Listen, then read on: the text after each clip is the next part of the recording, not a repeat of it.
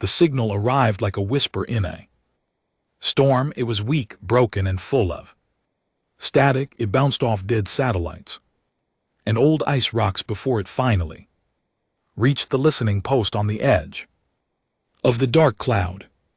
Commander Vance sat in his chair and listened to the repeating message. The voice was tired. It was the Zalari. They spoke of burning cities, of falling shields, of an enemy that showed no mercy. The name of the enemy was not clear in the static, but the fear was easy to hear.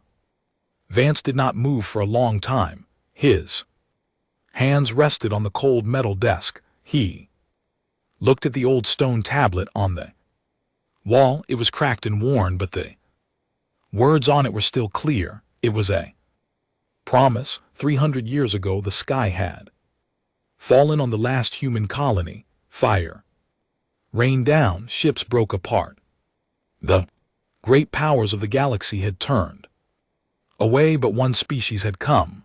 The Zalari had opened their doors. They had taken in the broken survivors.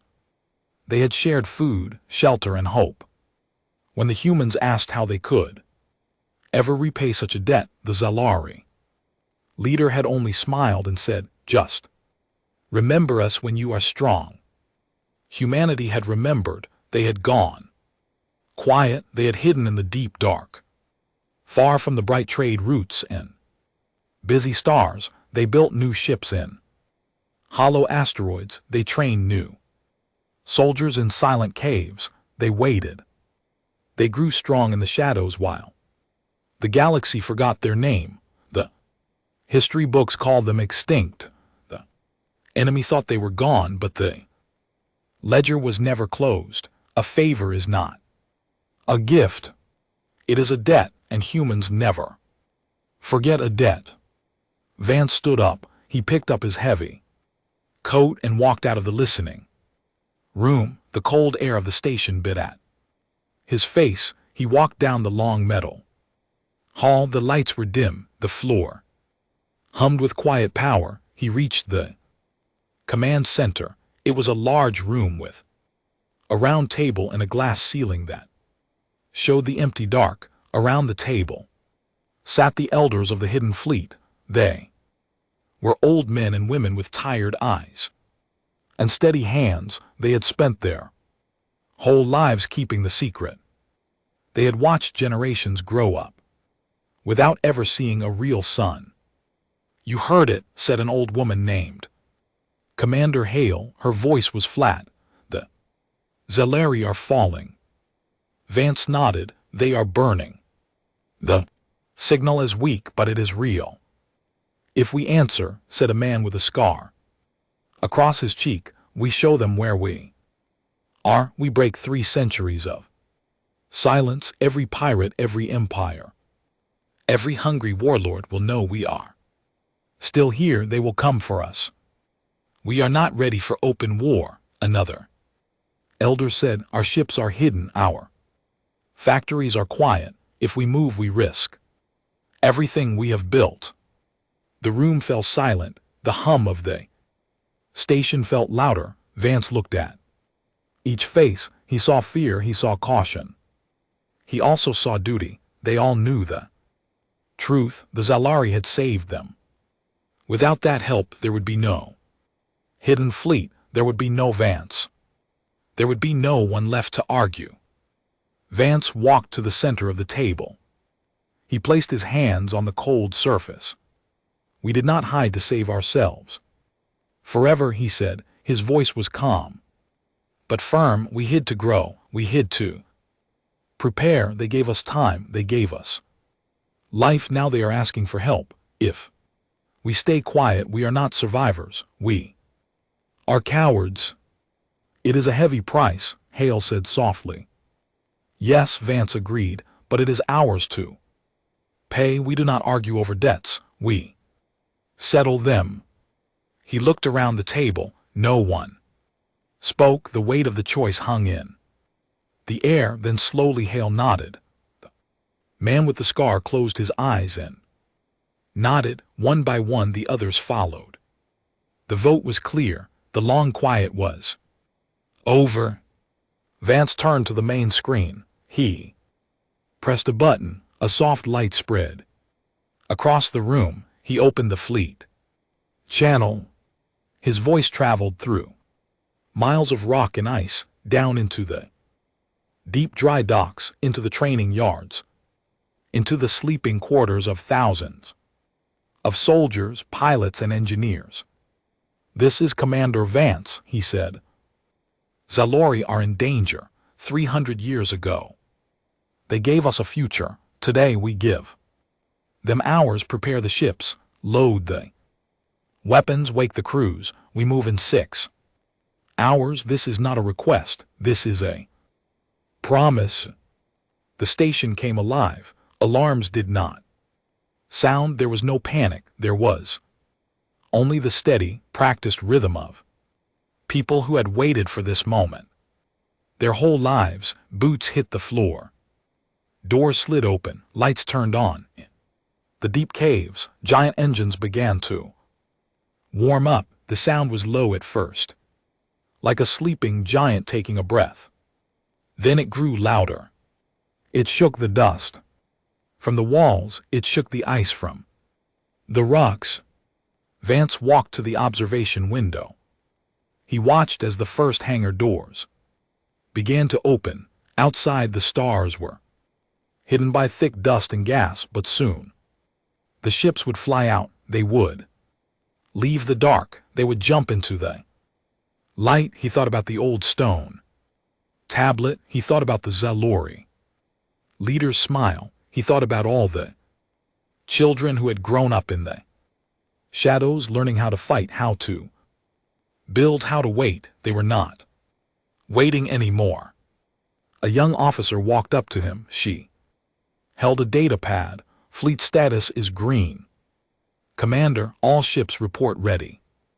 Navigation is locked. Weapons are online." Vance looked at her. Her face was pale, but her eyes were bright. "Good," he said. "Tell the captains to keep formation. We do not announce ourselves. We do not ask for permission. We just go." "Yes, sir," she said. She turned and walked away. Vance stayed by the window. He watched the dust swirl in the opening doors. He felt the floor vibrate under his boots. He knew what was coming. The galaxy would be shocked. The enemy would be confused. The Zalari would not believe their eyes at first, but none of that mattered. The only thing that mattered was the vow. It had been carved in stone. It had been kept in silence. Now it was time to speak. The first ship moved forward. It was a dark gray warship shaped like a blade. It had no markings. It carried no flags. It only carried people who remembered. Vance closed his eyes for a second. He felt the weight of 300 years on his shoulders. He did not feel tired. He felt ready. "Engage the drives," he said to the room. The command echoed through the fleet.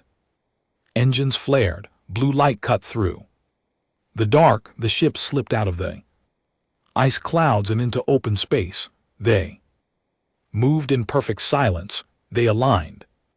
In the void, the navigation computer calculated the jump. Space began to bend. Stars stretched into thin lines of light. Vance stood straight. He watched the countdown on the screen. 3, 2, 1. The fleet jumped. The dark was left behind. Ahead, the signal grew stronger. Ahead, a war waited. Ahead, a promise would be kept. The galaxy thought humanity was gone. They thought time had erased them. They were wrong. Humans do not forget. They carved their promises into stone, and they wait for the right moment to stand up. The moment had come. The ledger was open, and they were coming to balance it. Vance walked through the long metal corridors of the hidden shipyard. The walls were thick and cold. They were built from crushed asteroids and the salvaged hulls of old colony ships.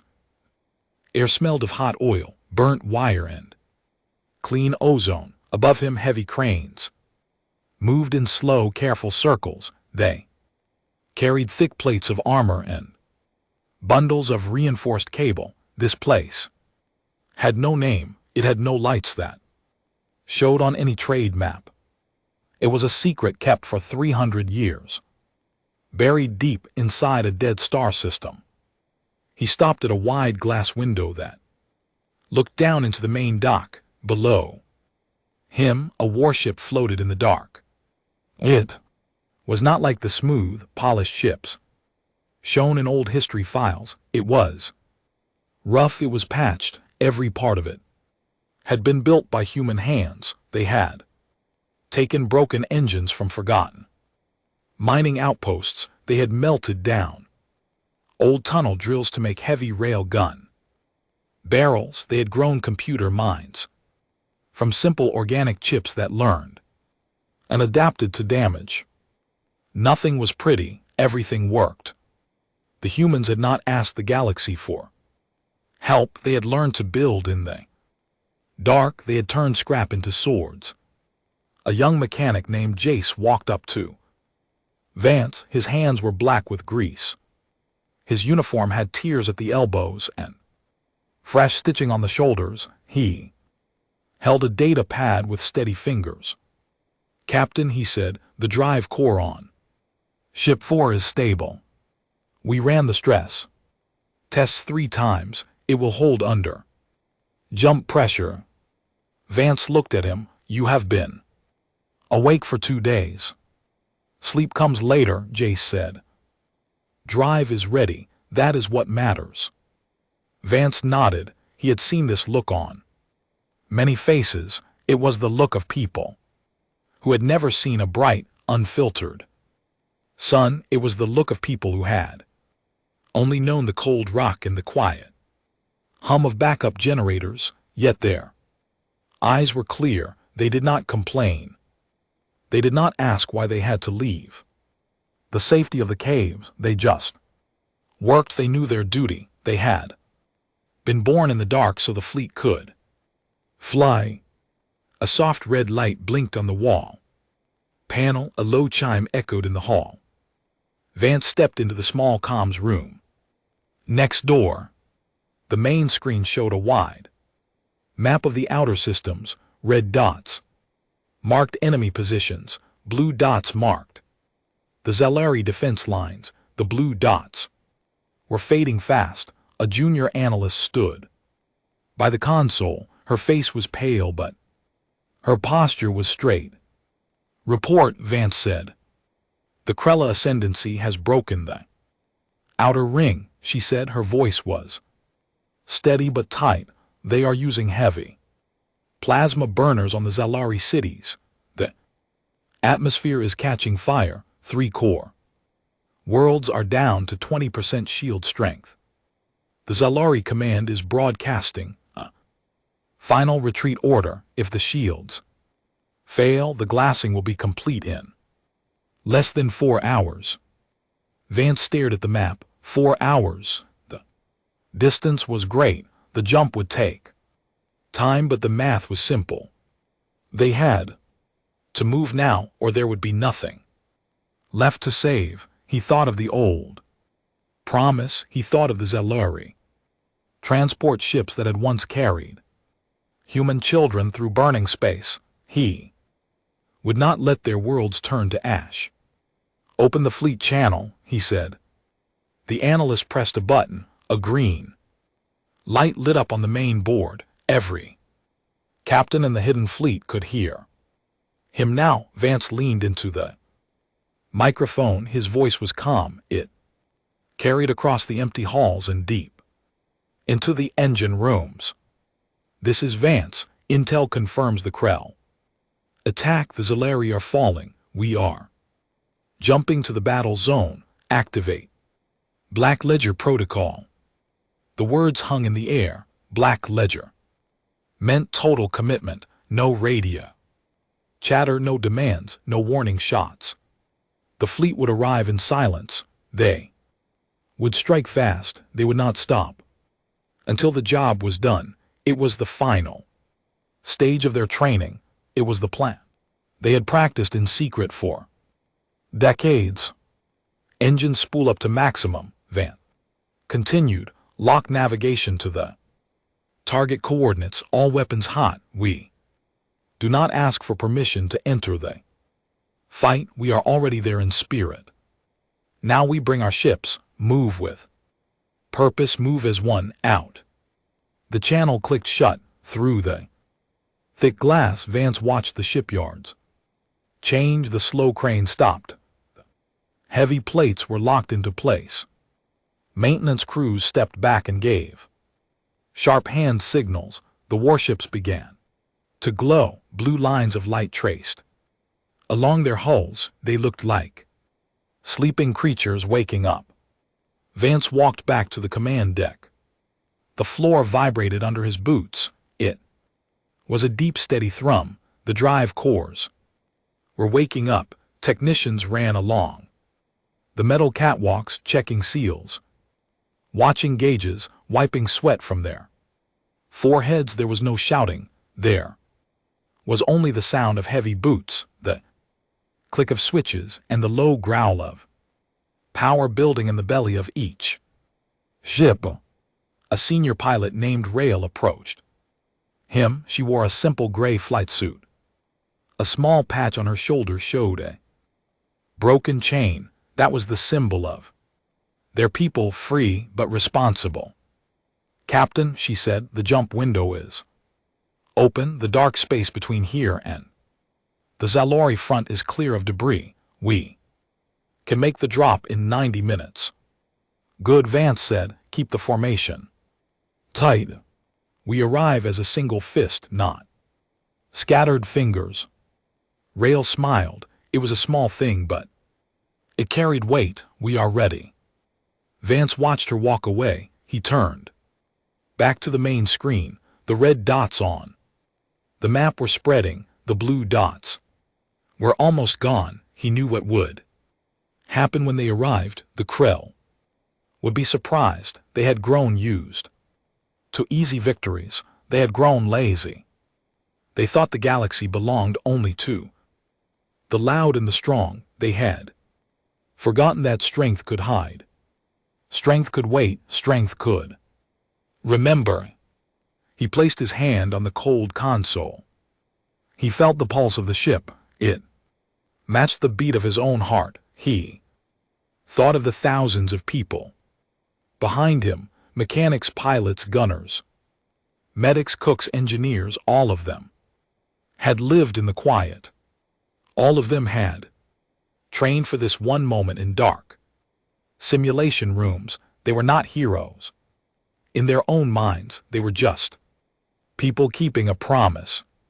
The drive whine grew louder. The lights on the deck shifted from white to a sharp blue. The navigation computer counted down on the screen. The numbers fell in steady steps. The ship shuddered as the gravity field aligned. Space outside the window began to bend. Stars stretched into thin, bright lines. Vance stood straight. He did not hold on to anything. He knew the feeling of the jump. It was like falling forward into a deep, cold river. Then came the push. Then came the destination. "Final check," the analyst called out. "All ships report green. Drives at 98%. Formation locked, awaiting command." Vance took a slow breath. He looked at the face of every officer on the deck. They were watching him. They were waiting. He gave a single nod. "Execute the jump," he said. The ship lurched. The world outside the window twisted and broke. The dark caves, the quiet shipyards, the 300 years of hiding all vanished in a flash of blue light. The fleet tore through the fabric of space. They left the safety of the shadows behind. They flew straight toward the fire, toward the enemy, toward the people who had once saved them. The silence of the hidden years was over. The engines roared, the weapons were loaded, the humans were coming back. And they would not be ignored. The galaxy would soon learn what happens when a quiet debt finally comes due. The forge in the dark had done its work. Now it was time to strike. The ledger would be balanced one shot at a time. The jump ended with a heavy shudder. Space snapped back into its normal shape. The dark blue tunnel of the jump drive vanished outside the main viewports. Real stars appeared. But they were not alone. The sky was filled with fire. The Krell fleet hung in space like a swarm of angry insects. Their ships were long, sharp, and covered in glowing red vents. They were pouring heavy plasma fire into the Zalari defense line. Green Zalari shields flickered and failed. Broken hulls and frozen debris floated in slow, silent circles. The battle was already half lost. Vance stood on the command deck. His hands rested on the cold metal rail. He did not shout. He did not panic. He watched the tactical screen with calm eyes. The Krell had not noticed them. Yet the human fleet had dropped out of the jump exactly where they planned.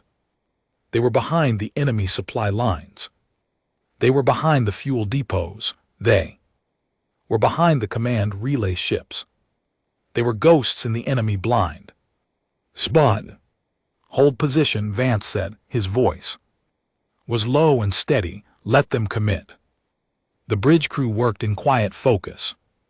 Officers tapped screens. Pilots checked weapon locks. Gunners ran final diagnostics. No one spoke unless it was necessary. They had trained for this exact moment. They knew the drill. The human ships ran on minimal power. Their hulls absorbed heat and light. To the Krell sensors, they were just floating rocks, just empty space dust. On the screen, the Krell command ship moved forward.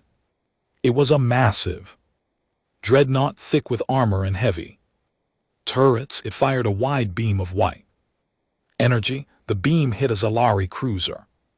The green shield shattered into bright fragments. The Zalari ship broke apart in a silent flash of orange fire. Vance closed his eyes for a second. He felt the weight of the loss, but he did not look away. He opened his eyes. Now, he said. The order traveled through the fleet. In one smooth motion, the human ships powered up. Engines flared blue. Railguns charged. Missile bays opened. Drone launchers cycled. The silence broke, but it did not break with noise. It broke with precision. The first wave struck the Krell relay station. Heavy kinetic slugs fired from the human ships. They moved faster than sound. They tore through Krell communication arrays like thin paper. The relays exploded in clouds of metal and frozen gas. Without the relays, the Krell fleet lost contact with each other. Their tight formation broke. Ships drifted out of line. They stopped firing in sync. The second wave hit the fuel depots. Smart missiles dove into the large storage tanks. The tanks ruptured. Fire spread through the empty space in strange slow patterns. Krell supply ships tried to run. Human interceptors cut them off. They fired short controlled bursts. The supply ships lost power. They spun away useless and dark. The third wave targeted the command dreadnoughts. Drone swarms launched from the human hulls. Thousands of small, fast machines flew into the Krell defense grid. They moved like a school of fish. They dodged turret fire. They stuck to the enemy hulls. They planted shaped charges. The charges blew. Armor plates fell away.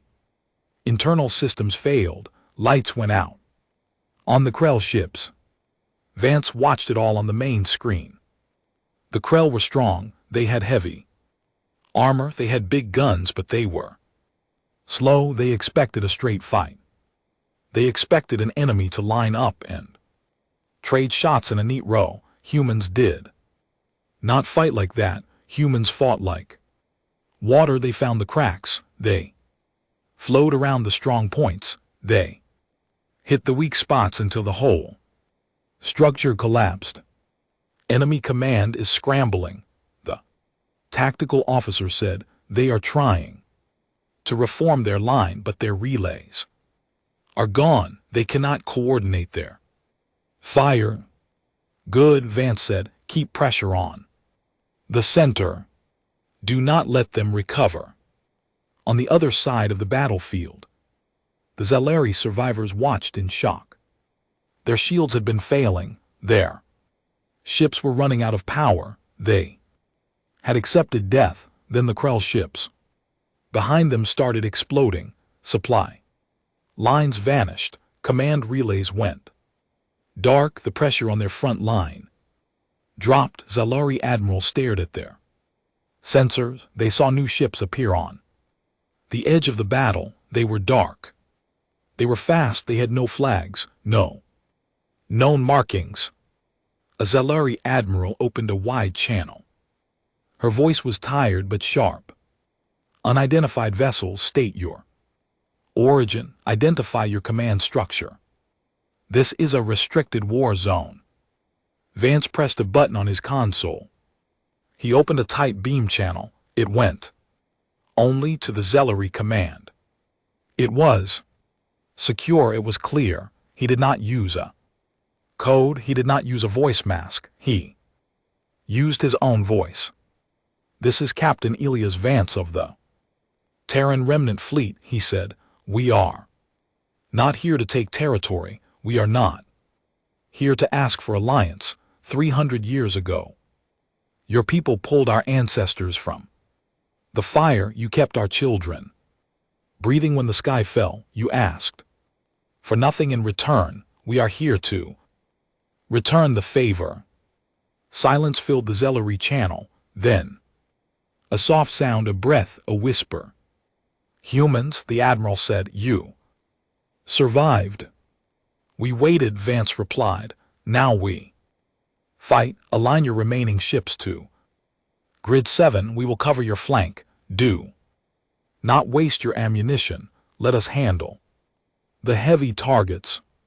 The Zelari admiral did not argue. She gave the order. Green Zelari ships shifted position. They moved into the gaps the humans had opened. They reloaded their weapons. They found new strength for the first time in months.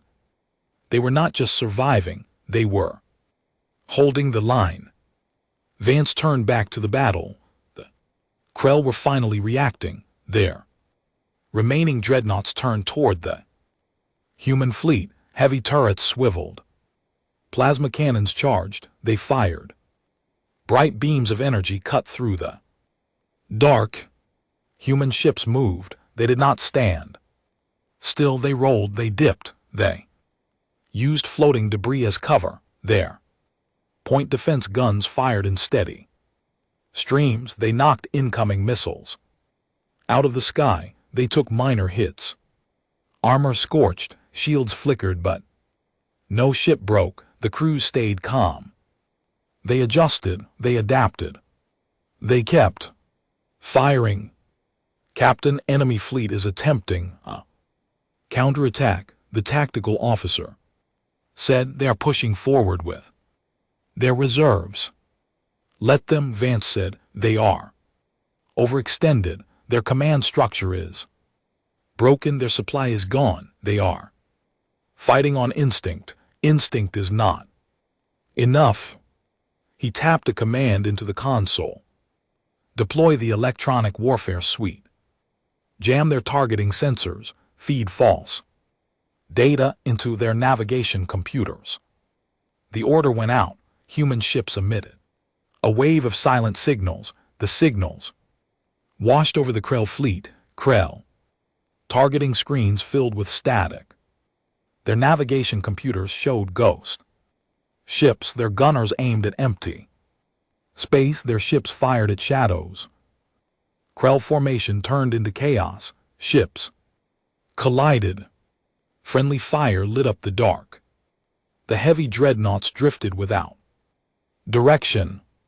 Vance watched the screen. The tide had turned. It was not a miracle. It was preparation. It was discipline. It was memory. The humans had spent 300 years studying every kind of war. They had learned from old battles. They had built tools for every situation. They had waited for the right moment. Now the moment was here. The Zalari ships pushed forward. They fired at the confused Krell vessels. Human rail guns provided covering fire. Drone swarms harried the enemy flanks. The Krell line cracked, then it broke. Then it scattered. Ships turned and ran. Some powered down, some surrendered. The sky cleared of enemy fire. Vance exhaled slowly. He felt the tension leave his shoulders, but he did not celebrate. The battle was won, but the war was not over. He knew that. He looked at the tactical map. The Zalari core worlds were safe for now. The Krell would regroup. They would send more ships. They would be angry. They would want revenge. He turned to his crew. "Well done," he said. "Reload weapons, repair damage. Check for casualties. We stay in formation. We keep our eyes open." The bridge responded with quiet nods and steady hands. No one cheered. No one shouted. They just went back to work. That was the human way. They did not fight for glory. They fought for a promise, and the promise was only half kept. Outside the viewport, the Zalari fleet drifted closer. Their green hulls were scarred. Their lights were dim, but they were alive. A single Zalari cruiser moved alongside Vance's ship. "It's..." Captain opened a channel. "Captain Vance, you have saved our worlds. We owe you a debt we cannot measure." Vance looked at the screen. He saw the faces of the Zalari crew. They looked tired. They looked grateful. They looked human in the way that mattered. They understood what it meant to survive. "Keep your people safe," Vance said. "That is enough for now. We will hold the lines. You will rebuild. And when the Krell return, we will be here." The channel closed. Vance turned back to the main window. The stars were still burning. The debris was still floating. But the fire was gone. The silence had returned, but this time it was not the silence of hiding. It was the silence of standing guard. Humanity had been seen. And they did not flinch. They would not run.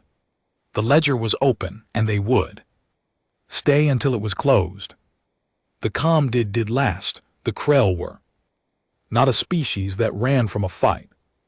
They adapted. Within hours of their first retreat, they changed their tactics. They stopped sending small ships. They stopped relying on broken supply lines. Instead, they brought forward their heaviest weapon. It was called a gravity shear device. It did not shoot fire. It bent space itself. When it fired, the air around human ships twisted and tore. Armor cracked. Like thin glass, ships folded in on themselves. Metal groaned. People screamed over broken comms. The human line buckled. 3 escort vessels were lost in a single minute. They vanished into a sudden crush of dark gravity. Vance stood on the command deck. The deck was shaking. Alarms wailed in sharp, repeating tones. Red lights painted the walls. Sparks fell from a damaged ceiling panel. He watched the tactical screen with a hard face. The Krell Prime Nexus had arrived. It was a mobile fortress larger than any ship Vance had ever seen. It sat in the center of the enemy formation, protected by layers of heavy shields and fast drone escorts. From its core, the gravity shear beams pulsed out. They cut through human formations like a blade through cloth. Losses are mounting, the tactical officer said. Her voice was tight. We cannot hold this position. Their shields are too thick. Our railguns bounce off. Vance knew she was right. They had won the first fight with surprise and speed. Now the Krell knew what they were fighting. They had brought a hammer. The humans needed to break the hammer. He looked at the screen. The Nexus was the heart of the attack. If it fell, the gravity weapons would stop. If it stayed, the human fleet would be crushed. We do not hold, Vance said. We strike. Prepare the anvil array. A heavy silence fell over the bridge. The anvil array was an experimental weapon. It had never been tested in real combat. It used phase cannons to rewrite local spacetime. It was unstable. It was dangerous. It could tear their own ships apart if it misfired, but it was their only chance. Sir, the chief engineer said over the comm, the array is not stable. Draw will spike. If the targeting is off by even 1 degree, the feedback will destroy us. I know, Vance said. Run the calibration. Divert all non-essential power. We are not firing from a distance. We are going inside. He turned to the weapons officer. Prep boarding shuttles. I need a strike team. Engineers and Marines. Fast gear. Cutting tools. Breaching charges. We are taking the Nexus by hand. You are leading it, the tactical officer asked. Yes, Vance said. I will not ask my people to do what I will not do. Tell the fleet to draw their fire. Keep them busy. We slipped through the gap. The bridge moved fast. Orders were given. Ships changed course. They fired flares, drones, and false signals. They made the human fleet look larger. They pulled Krell turrets away from the center. In the chaos, 3 dark boarding shuttles detached from Vance's ship. They flew low and fast. They used the debris field for cover. They slipped past the outer drone screen. Vance sat in the lead shuttle. He checked his gear. Heavy armor, magnetic boots, a compact rail pistol, a data spike for the core terminal. Beside him sat 6 others. They were not career soldiers. 2 were engine mechanics. 1 was a welder. 2 were medics who also knew how to cut through bulkheads. They looked at Vance with quiet eyes. They were scared, but they were ready. We hit hard, Vance said. We do not stop. We go straight down. Cut through anything that blocks us. Clear the path. Plant the charges. Reach the core. The shuttle shook. They passed through a cloud of frozen gas. Alarms blared as Krell point defense fire swept past. Metal pinged against the hull. The pilot fought the controls. Then a heavy thud. They had docked. Magnetic clamps locked onto the Nexus hull. Move, Vance said.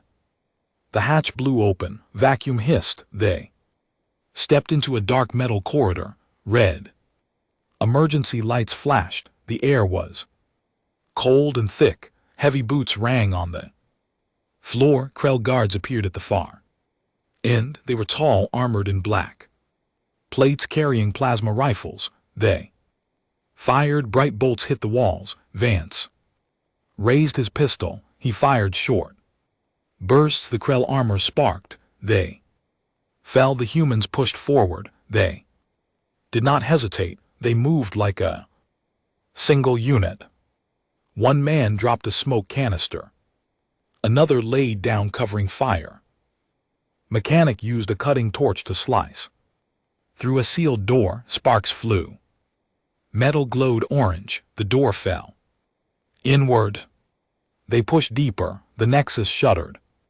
Around them, outside the human fleet, was taking heavy fire. Ships were burning, but they held the line. They bought time. A heavy blast hit the corridor behind them. 2 soldiers went down. A medic ran to them. She pressed a hand to a broken chest plate. She looked up at Vance. Her eyes were wet. She gave a small nod. Go, I will hold them. Vance swallowed the lump in his throat. He did not look back. He could not. He pressed forward. The corridor narrowed. The walls grew hot. The hum of the gravity shear core vibrated in his teeth. They reached a wide chamber. In the center stood a massive machine. Cables thick as tree trunks fed into a glowing blue sphere. This was the heart, the control hub. Krell engineers scrambled to activate emergency locks. Vance fired. He dropped 2. The rest ran. He walked to the main console. His hands moved fast. He pulled the data spike from his belt. He jammed it into the port. The screen lit up with alien symbols. He did not need to read them. He knew where the overload command was. Plant the charges, he ordered, on the main supports, on the power conduits. Everything that holds this room together. The team moved. They set the explosives.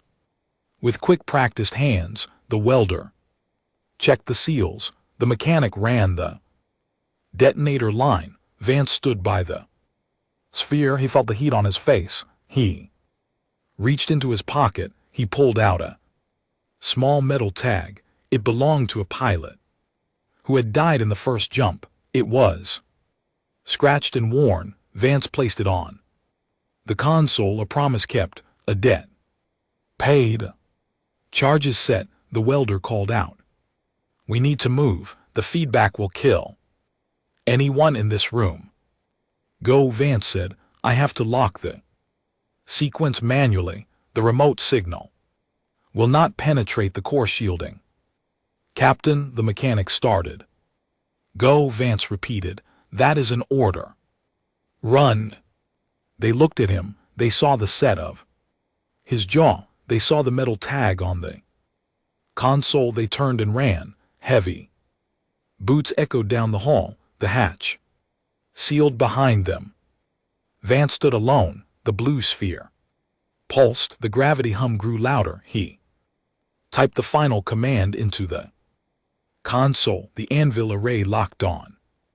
Power surged. The ship shook violently. Lights blew out. Alarms screamed in a steady, deafening tone. The console sparked. Smoke filled the air. Vance held the activation key. His hand did not shake. He pressed it. A soundless wave hit him. It was not fire. It was pure force. It bent light. It cracked metal. The blue sphere turned white. The cables snapped. The supports groaned and buckled. The phase cannons fired inward. Space inside the core fractured. The nexus screamed as its own gravity turned against it. Walls split. Floors collapsed. The massive fortress began to tear itself apart from the inside. Vance fell backward. He hit the ground. Hard pain shot through his side. He dragged himself toward the emergency hatch. The air was gone. His vision blurred, but he could see it. The screen on the console flashed a single word in broken translation: core failure. He reached the hatch. He pulled the manual release. It gave way. He tumbled into the dark corridor just as the chamber exploded behind him. A wall of white energy rolled past. It threw him forward. He hit the bulkhead. His armor cracked. He gasped for air. He did not stop moving. Alarms echoed through the nexus. The Structure was dying, the human fleet. Felt the shock wave through space, ships were pushed back by the ripple. The Krell formation broke completely, their command link died, their heavy weapons went dark, the gravity shear beams vanished. Vance lay on the metal floor, his chest hurt, his ears rang, but he was alive. He looked up through a cracked viewport. He saw the Nexus split in two. It drifted apart, burning and broken. The war had turned, the hammer was shattered. He closed his eyes, he felt the weight of the dead, he felt the weight of the living. They had pushed past the limit. They had risked everything, and it had worked. The tremor would be felt across the stars. The Krell would remember this day, and so would humanity. The ledger was close to balance. He just needed to make it out alive to see the end. He dragged himself forward, one step, then another. The fight was not over, but the hardest part was done.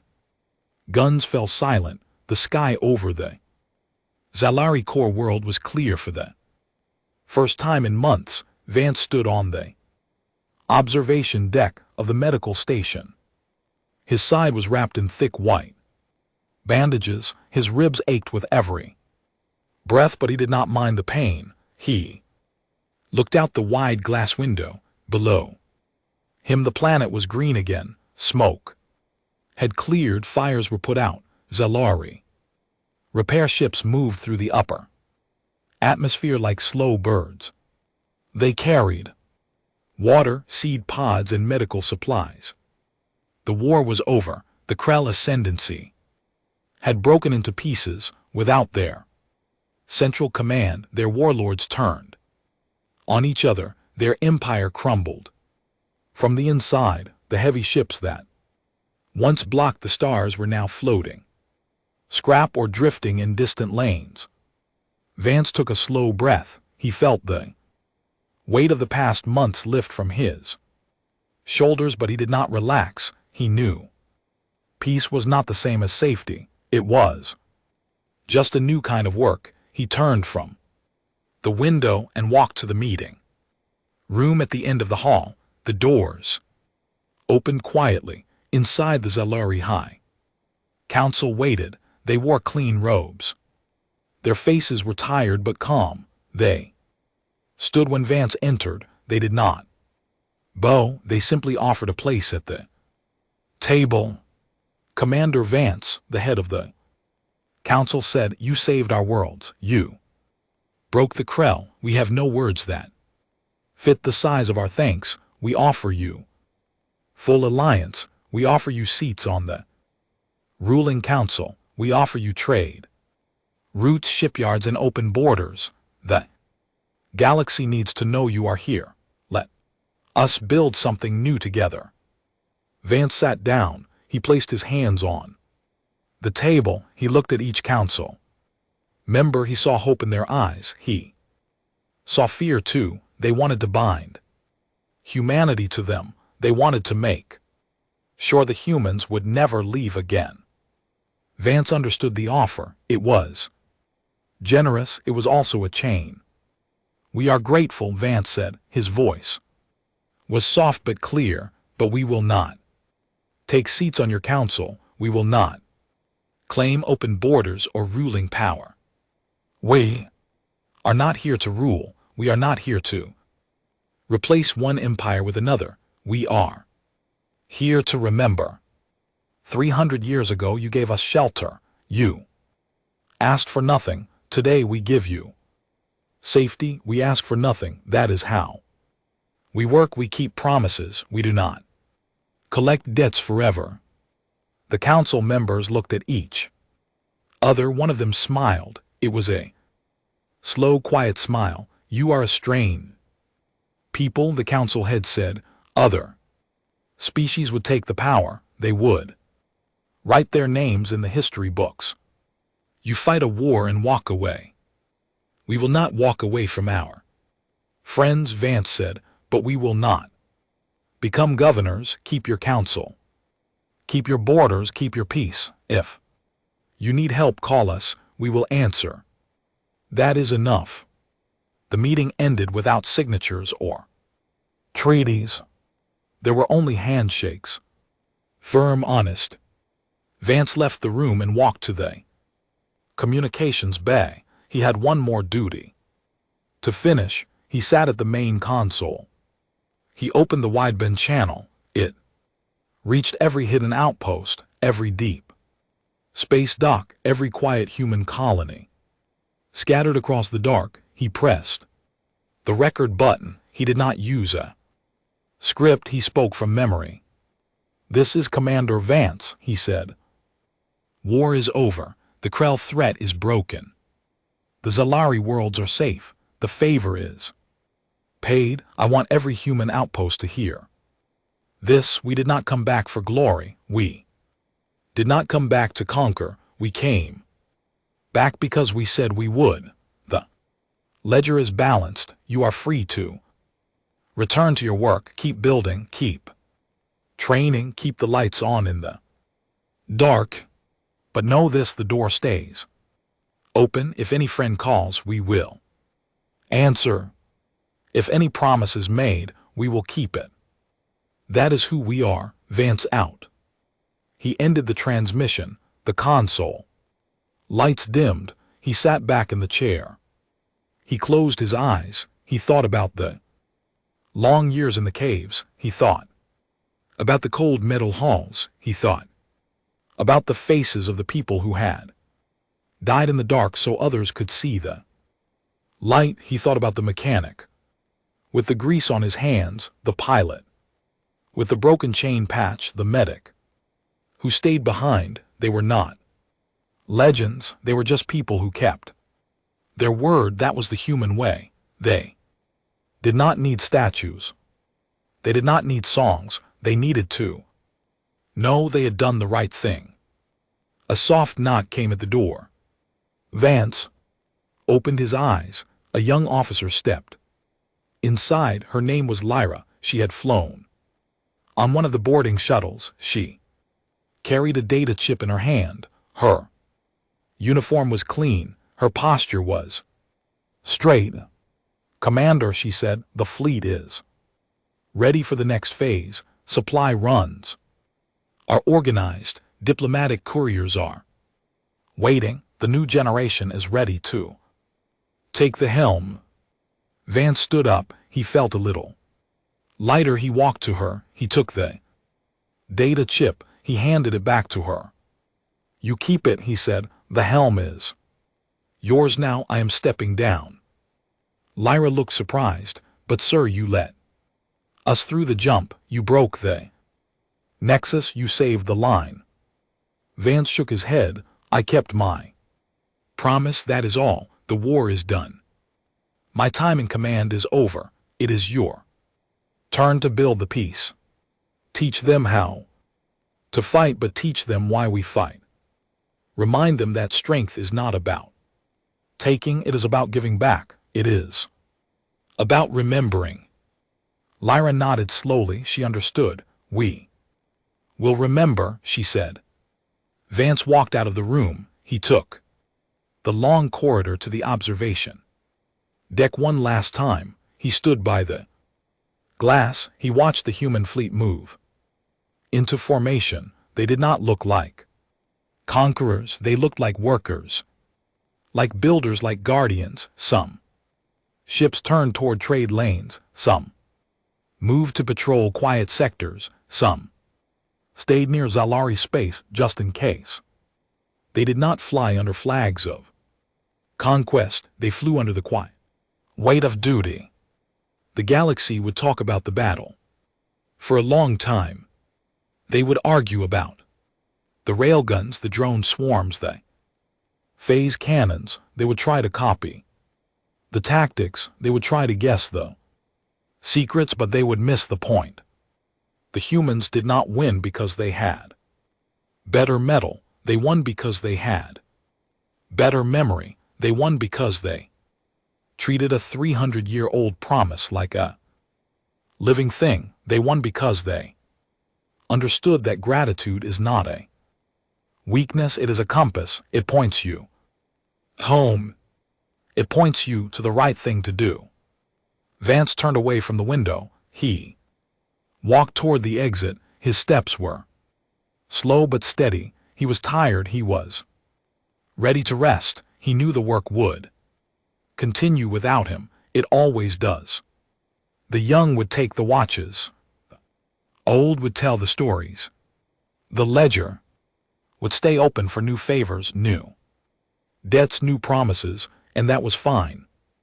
Humans were good at waiting. Humans were good at remembering, and when the time came, they would always come back, not for glory, not for power, but because they said they would. That was enough. That was everything. The quiet years had taught them patience.